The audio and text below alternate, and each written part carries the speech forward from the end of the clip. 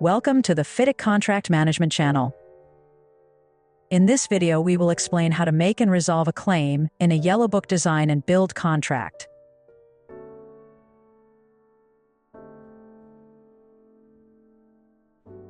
The Yellow Book contract is used for design and build contracts, which can be priced on a fixed lump sum basis, or can be a combination of fixed prices and unit prices.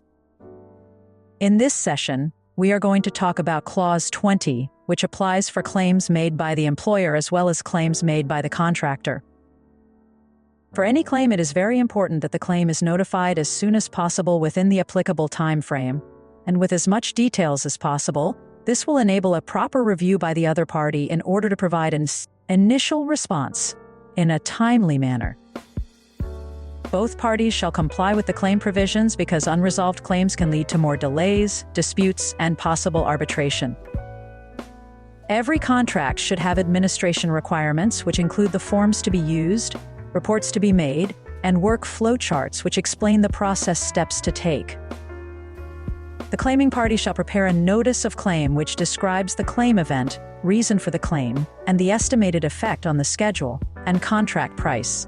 The notice form shall be duly signed and sent to the other party within the applicable period.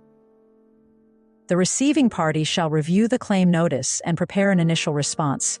If the receiving party disagrees with the claim notice, then they shall prepare and issue a notice of rejection with their reasons for rejection within the applicable period. Upon receipt of a notice of rejection, the claiming party can decide to withdraw its claim or to prepare and submit a fully detailed claim form which shall clearly state if there are continuing effects or not, meaning if the claim is an interim claim or final claim.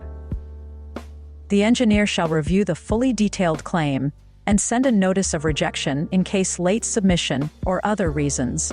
Otherwise, subclause 3.7 regarding agreement or determination shall be followed.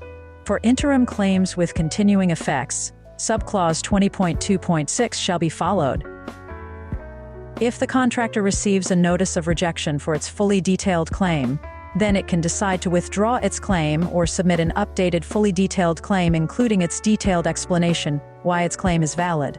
The engineer shall thereafter follow subclause 3.7 regarding agreement or determination in order to resolve the claim. It is recommended to use standard forms for the notice of claim because this ensures that all required data and information is included. Ensure that forms are fully completed and are signed by a duly authorized personnel. After submission of the notice of claim, a fully detailed claim form shall be prepared and submitted within the applicable time period, including supporting documentation. It is important to understand that notices can be sent by means of a form or a letter. In all cases, the word notice shall be clearly stated on the form or letter, as well as reference to the relevant subclause or clauses of the general conditions and/or particular conditions.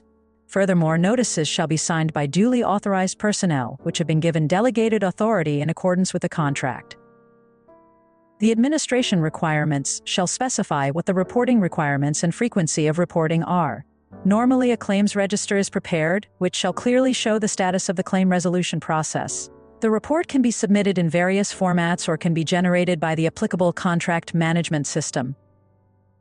The administration requirements shall also specify claim resolution meetings, which shall be held on a regular basis between the parties, in order to discuss, clarify, negotiate, and agree the claims. If no resolution can be achieved, then the dispute resolution provisions of the contract shall be followed. Thank you for watching. Please like and subscribe. Also check the video description for any free downloads.